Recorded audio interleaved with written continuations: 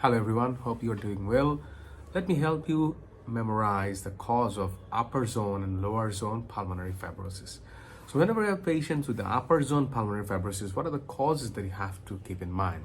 So first you think of tuberculosis. That should be a starting point because you know the TB always loves your upper zones and upper lung. So the TB is the first cause. Whenever you have a TB of the upper zones, it will cause fibrosis of the upper zones. And another disorder that is closely associated with tuberculosis is silicosis. So silicosis also involves the upper zones. And tuberculosis is a granulomatous disorder. Another granulomatous disorder is sarcoidosis that also loves the upper zones. Then you have histiocytosis, also has involvement of the immune cells that is also in the upper zones. And another immune-mediated disorder is the extrinsic allergic alveolitis, also involving the upper zones. The less common ones are cold worker pneumoconiosis.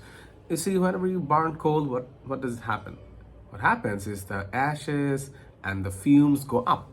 So just like that, the coal workers pneumoconiosis, the coal will go up in the lung. It will cause upper zone fibrosis. So this is just to memorize it. It doesn't happen like that way, but just to memorize it. Coal goes up, and that's why it causes an upper zone pulmonary fibrosis. Another less common cause is radiation-induced pulmonary fibrosis.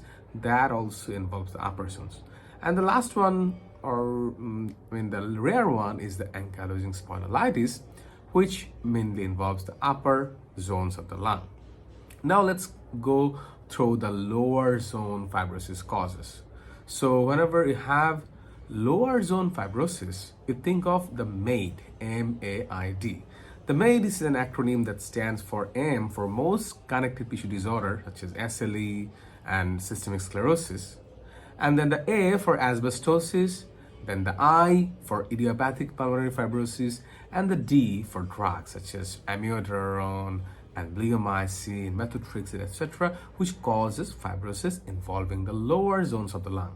So hopefully that sort of ideas and thought process will help you remember the cause of upper zone and the lower zone pulmonary fibrosis. That's all. Thank you. Keep watching my videos, subscribe to my channel, and like this video. Hope to see you again.